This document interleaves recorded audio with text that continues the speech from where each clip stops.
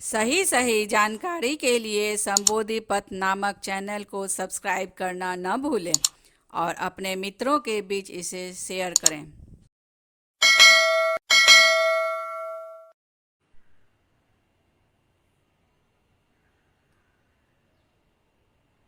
आप सभी लोगों को नमामि। मैं नमन करता हूँ। आज धम्म चर्चा में जो मुख्य विषय है वह है क्या मांस मछली खाना पाप है। इसके बारे में हम लोग चर्चा करेंगे और इस विषय पर जो चर्चा करेंगे इसका आधार होगा त्रिपिटक, बुद्ध वाणी। भगवान बुद्ध ने इस संदर्भ में क्या कहा, भिक्षुओं को क्या उपदेश दिया है, इसी पर हम लोग बात करेंगे। तो सबसे पहले हम लोग ये जानें कि मांस मछली खाना पाप है या नहीं है। जो भी है तो इस संदर्भ में इसका उल्लेख कहाँ मिलता है। तो जब हम लोग देखते हैं तो विनय पिटक के संघ भेद खंडक का एक चैप्टर है पंचवत्थु याचन कथा, जिसमें देवदत्त का जिक्र आया है। और देवदत्त भगवान बुद्ध के पास जाकर 5 शर्त रखता है, जिस पर हम लोगों ने चर्चा किया है ऑलरेडी। तो उसमें एक रखता यह भी कि आप भगवान आप अपने भिक्षु संघ को आदेश दीजिए कि ये मांस मछली नहीं खाएं, आजीवन मांस मछली नहीं खाएं। जिस पर भगवान बुद्ध ने देवदत्त की इस बात को स्वीकार नहीं किया। तो वहाँ भी इसकी चर्चा आती है और उस पर बुद्ध ने कहा, क्या कहा, इस पर भी हम लोग आगे चर्चा करेंगे। तो उसके बाद एक और जगह चर्चा आती है जिसका जहाँ विस्तृत चर्चा आती है वह आती है मध्यम निकाय के गहपति बग्गो है और उसका जो सूत्र का नाम है जीवक सूत्र। जीवक, डॉक्टर जीवक सब कोई जानते हैं। जीवक महान डॉक्टर था, महान आयुर्वेदाचार्य कहिए या उस समय का जड़ी बूटी का ज्ञान रखने वाला कहिए, सर्जन कहिए। सर्जरी भी उसने किया था। हालांकि इतिहास उसके साथ न्याय नहीं किया, वो गलत बात है। लेकिन हम लोग जीवक के बारे में पहले भी चर्चा कर चुके हैं।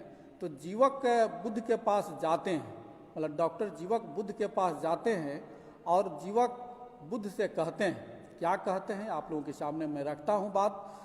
सुतंग मेतंग भन्ते, सुतंग मेतंग भन्ते समनंग गौतमंग उद्धिस्सा पानंग आरभंती तंग समनो गौतमो जानंग उद्धिस कतंग मनसंग परिभुंजति पटिच कम्मंगती। कहने का मतलब यह हुआ कि भन्ते, मतलब जीवक बुद्ध को कह रहे हैं, भन्ते मैंने सुना है कि लोग आपको मांस भोजन कराने के उद्देश्य से प्राणियों का वध करते हैं और आप जानते बूझते हुए उस मांस का भोजन करते हैं और उसको स्वीकार कर लेते हैं।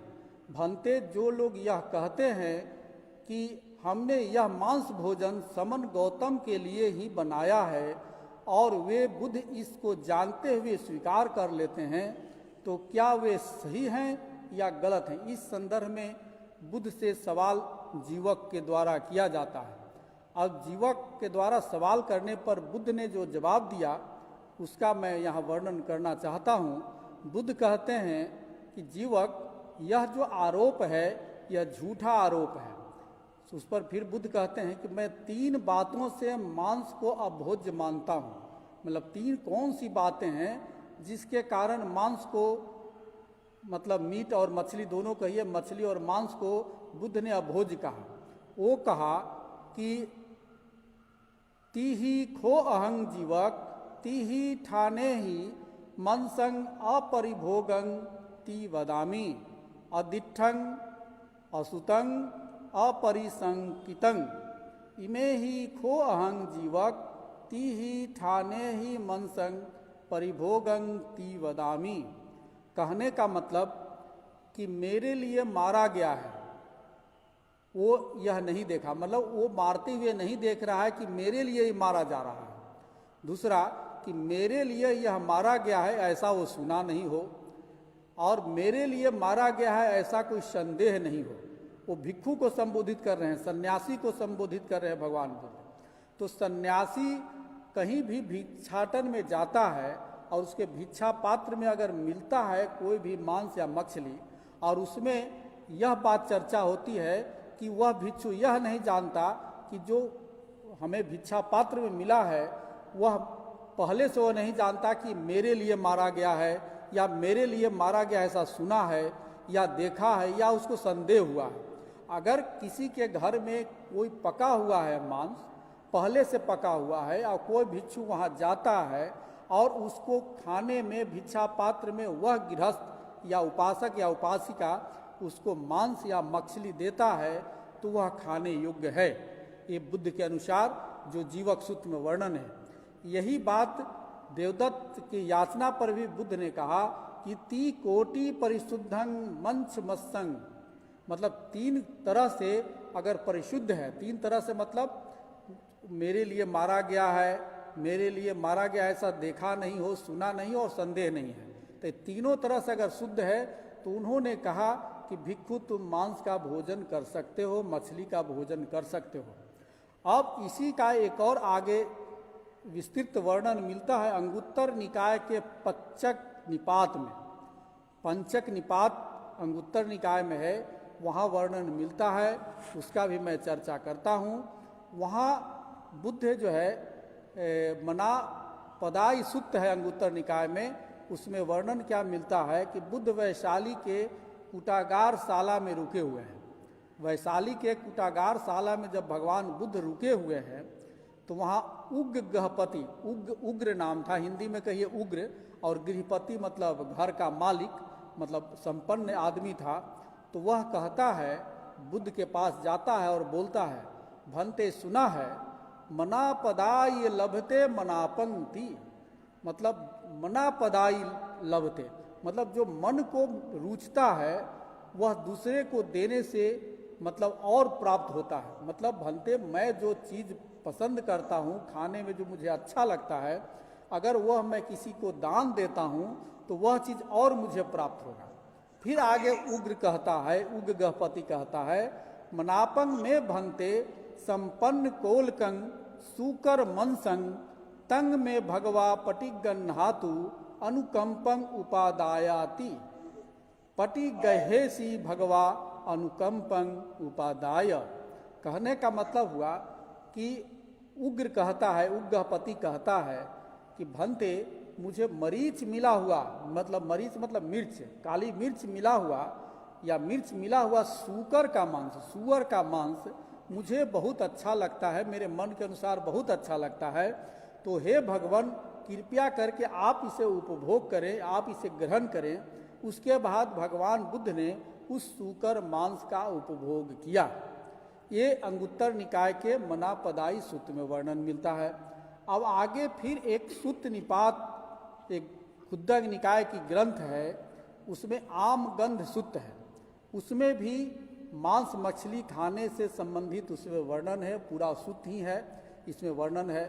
तो ये बुद्ध के पहले एक काश्यप बुद्ध हुए थे, मतलब जो भी बुद्ध होंगे, जो बात पहले के बुद्ध बोलेंगे वही बात आज के बोलेंगे बुद्ध। तो जो सूत्र निपात में वर्णन मिलता है वो काश्यप बुद्ध के बारे में मिलता है कि काश्यप बुद्ध ने क्या कहा। तो तिस नामक एक तपस्वी था और तपस्वी हिमालय में रहता था।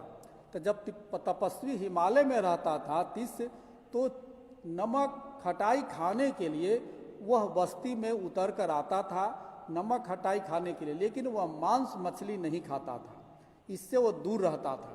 तो जब वो नीचे आया तो नीचे आने के बाद वो देखता है कि मेरा इस बार स्वागत पहले की तरह नहीं हो रही है। पहले उसका स्वागत तिस का बहुत अच्छी तरह से लोग करते थे, लेकिन इस बार जब वो आया तिस से उतर कर तपस्वी हिमालय पहाड़ से, तो उस ग्रामीण लोग इनका स्वागत अच्छी तरह से नहीं किया। तो ग्रामीण लोग जब स्वागत नहीं किया तो जानना चाहा कि आखिर है क्या, क्या कारण है कि जिसके कारण एक ग्रामीण लोग मेरा स्वागत नहीं कर रहे हैं। तो पता चला कि यहाँ काश्यप बुद्ध आए थे, और काश्यप जब बुद्ध आए तब बुद्ध ने वहाँ जो है जो लोगों को जो उपदेश दिया उसमें मत्स्य मांस भोजन का निषेध नहीं किया। मतलब तुमको खाना है तो तुम खा सकते हो, नहीं खाना है तो नहीं खा सकते हो, मतलब इस पर उन्होंने मनाही नहीं किया था काश्यप बुद्ध ने। तो जब तिस को यह बात मालूम हुआ तो तीस से वो बुद्ध के पास जाता है और बुद्ध के पास जाकर वह बुद्ध के सामने सवाल करता है, जिसका वर्णन आम गंध सूत्र में मिलता है। वो सवाल करता है कि जौ, फलियां या फल, खाने लायक पत्ते और जड़ें, किसी भी लता पर लगने वाली सब्जी, इन चीज़ों को सही रूप से प्राप्त करके कोई खाने वाला खाता है तो सुख भोग के लिए वह झूठ नहीं बोलता। आप तो, मतलब बुद्ध को कह रहा है, आप तो दूसरों के द्वारा दिया हुआ, दूसरों के द्वारा तैयार किया हुआ बढ़िया बढ़िया सामीस भोजन ग्रहण करते हैं। सामीस का मतलब मांस युक्त भोजन ग्रहण करते हैं। जो इस प्रकार चावल का पुलाव खाता है, मतलब मांस के साथ चावल का पुलाव खाता है, भात खाता है, वह आम गंध खाता है। आम गंध मतलब तीस के अनुसार आम गंध का मतलब हुआ बुरा, खराब। आप पक्षी के मांस के साथ साथ पका हुआ बढ़िया चावल खाते हैं और कहते हैं कि मुझ पर आम गंध का दोष लागू नहीं होता। काश्यप बुद्ध के सामने सवाल करता है 30 तपस्वी। तो इस पर बुद्ध कहते हैं, बुद्ध से और कहता है कि मांस नहीं खाना और आप कहते हैं कि आम गंध का दोष मुझ पर लागू नहीं होता। तो मैं ये जानना चाहता हूँ कि आपका आम गंध किस तरह का है, किसको आप खराब समझते हैं? मांस नहीं खाना, मछली नहीं खाना खराब नहीं समझते, तो कौन सी बातें हैं जो सबसे ज़्यादा खराब है? तो उस पर बुद्ध का प्रवचन आता है, बुद्ध की बात आती है। तो उस पर बुद्ध कहते हैं, जीव हिंसा करना, पीटना, काटना, बांधना, चुराना, झूठ बोलना, ठगना, वंचन करना और व्यभिचार करना, ये सब आम गंध है, न कि मांस और मछली का खाना।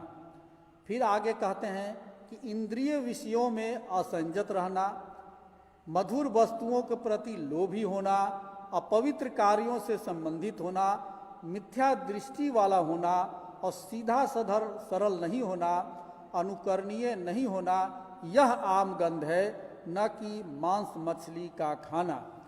कटु होना, कठोर होना, चुगलखोर होना, विश्वघाती होना, निर्दयी होना, अहंकारी होना, अनुदार होना, किसी को कुछ भी देने वाला न होना, यह आम गंध होता है, न कि मांस का खाना आम गंध है। क्रोध, अभिमान, उजटपन, विरोधी भाव, ठगी, ईर्ष्या, सेखी मारना, अधिक अहंकार, कुसंगति, यह आम गंध है, न कि मांस का खाना। दुश्शीलता, लिए हुए कर्ज को नहीं लौटाना, दूसरों का झूठा अपयश फैलाना, वंचक होना, बहाना हमेशा करना, बहानेबाज होना, इस संसार में निकृष्टतम लोगों का इस प्रकार के कुकर्म करना, यह सब आम गंध है, न कि मांस मछली का भोजन करना। प्राणियों के विषय में असंयत होना, दूसरों को कष्ट पहुंचाने पर हमेशा लगा रहना, दूसरों की वस्तुओं छीन लेना, दुश्शील होना, निर्दयी होना, कठोर होना और आदर की भावना से रहित होना, यह आम गंध है, न कि मांस मछली का खाना आम गंध है। फिर बुद्ध कहते हैं कि लोभ या द्वेष से प्राणियों पर आक्रमण करना, सदैव कुकर्म करने के लिए हमेशा उत्सुक रहना, मरणांतर आदमियों को अंधकार में ले जाकर अंत में उसको अधोगति तक पहुंचाता है, यह आम गंध है, न कि मांस का भोजन करना।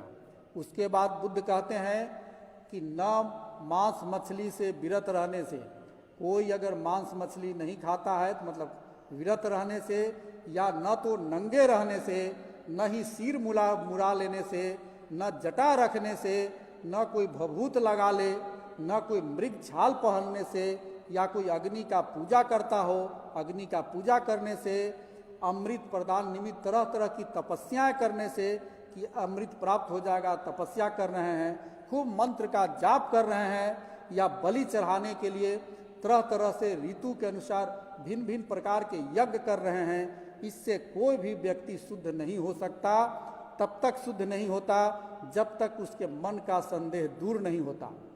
फिर बुद्ध कहते हैं कि जो सतेंद्रिय है, धर्म में स्थित है, जो शील पाने में आनंद का अनुभव करता है और आसक्ति को जिसने त्याग दिया है, दुख का जिसने क्षय कर दिया है, वह आदमी देखे सुने के साथ आसक्त नहीं होता। यह अकुशल कर्म ही है जो आम गंध है, मतलब जो बुरे कर्म है, जो पाप है, वही आम गंध है, न कि मांस मछली का भोजन करना आम गंध है। इस तरह से जब काश्यप बुद्ध की वाणी 30 तपस्वी सुनता है, तो 30 तपस्वी सुनने के बाद भगवान बुद्ध तथागत को वंदना करता है, और वंदना करने के बाद वह उनसे कहता है कि मुझे आप अपना शिष्य बना लीजिए। उसके बाद काश्यप बुद्ध शिष्य को अपना शिष्य बनाते हैं। यही आज धम्म चर्चा का जो विषय था, जो त्रिपिटक में मुझे पढ़ने को मिला है, आप लोगों के सामने रखा है। अब खाना नहीं खाना, मांस मछली आपके ऊपर है, खाना है तो खाइए, नहीं खाना है तो मत खाइए। अब इसके बाद हम लोग अगले बार जो चर्चा करेंगे, तो आप जानते हैं कि भगवान बुद्ध श्रावस्ती में ही वर्षावास कर रहे हैं, बीच में इधर उधर जाते हैं, फिर उसके आगे की हम लोग चर्चा करेंगे। तब तक के लिए मुझे आज्ञा दें। साधु साधु साधु।